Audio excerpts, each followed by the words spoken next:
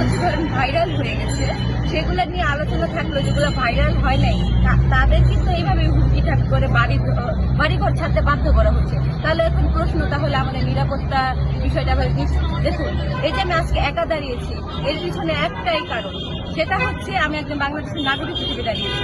এখন যদি ন্যায় বিচার একটা সংখ্যার মাধ্যমে মানে সংখ্যা যদি বেশি হয় তাকে ন্যায় বিচার দিবেন, এবং সংখ্যা যদি কেউ না হয় বা কেউ যদি ন্যায় বিচারের জন্য না জিজ্ঞাসা করে, তাহলে এই বিষয়টা কি হবে?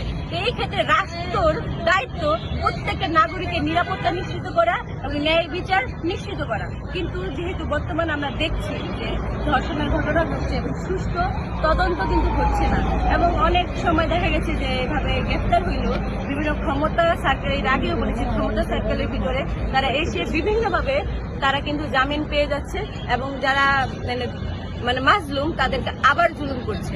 তো আমি এই জন্য এখানে দাঁড়িয়েছি যে বাংলাদেশ এমন একটি বাংলাদেশ হইতে পারতে হবে, ইনসাফের বাংলাদেশ, যেখানে অন্য কোনো পরিচয় নয়, আমি কোনো রাজনৈতিক দলের কোনো মেম্বার নই বা কোনো সংগঠনে, বা আমার কোনো বিশেষ পরিচয় থাকতে হবে না, বা আমি তথ্য মন্ত্রণালয়ে চাকরি করবো এমন না, তাতেই আমার 30 মিনিটের মধ্যে আমার সন্তানকে উদ্ধার করবো এমন না। আমি যদি গার্মেন্টসে চাকরি করি, আমি যদি খেটে খাওয়া মানুষ থাকি, দিন আনি দিন খাই, আমি যদি রিক্সাওয়ালা, ভ্যানওয়ালা, সবজি, মানে আমরা যারা সাধারণ জনগোষ্ঠী আছে তারা কি তাহলে ন্যায় বিচার এত বুঝতে পারবে না? এইটুকু ইনসাফের বাংলাদেশ তৈরি করতে হবে, যেখানে একজন নাগরিক শুধু নাগরিক পরিচয়ে ইনসাফ পাবে, এবং রাষ্ট্রের এটা নিজ দায়িত্বে নিশ্চিত করতে হবে। কারণ সব ঘটনা যে ভাইরাল হতে হবে এমন তো না, এইটাও তো একটা অপসংস্কৃতি যে একটা ঘটনা ভাইরাল হচ্ছে, আমরা তার জন্য ইনসাফের জন্য কথা বলছি, বাকিগুলো ইনসাফের কোনো খোঁজ খবর নাই।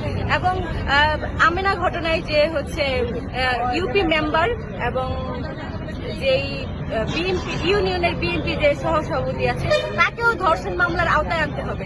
কারণ তারাই তো মিলে এই পরিবেশ তৈরি করেছে, মাজলুমকে আরো জুলুম করেছে, তারা বাড়িঘর ছাড়তে বাধ্য করেছে, এবং তাদের এই আশ্বাসে নুরা সব যে পকেটে 5-6 জন ছেলে আছে, তারা পূর্বে আমেনাকে ধর্ষণ করেছিল, তারা কিন্তু আবারও সাহস পেয়েছে যে আমরা যা কিছু করতে পারি আমাদের তো রক্ষা করতে আসবে, আমাদের বিচারের মুখোমুখি করতে হবে না। কারণ বিচারহীনতা বাংলাদেশে যারা অপরাধী তারা সবসময় খোলা আকাশে ঘুরে বেড়ায়, এবং যারা মাজলুম তারা আরো জুলুমের শিকার হয়।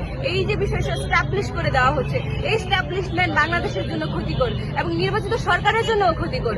এবং ভবিষ্যতে এখনই যদি মাননীয় প্রধানমন্ত্রী তারেক রহমান যদি এখনই এগুলোকে শক্ত হাতে দমন না করে, ভবিষ্যতে এগুলাই তার বিস্ফোরা হয়ে দাঁড়াবে, এবং বিভিন্ন গোষ্ঠী বিভিন্নভাবে এই ধরনের অকারেন্স করে তখন তারা বিএনপির ধারেও চাপাই দিতে পারে, হইতেই পারে তখন বাংলাদেশে অস্থিতিশীল করার চেষ্টা করে।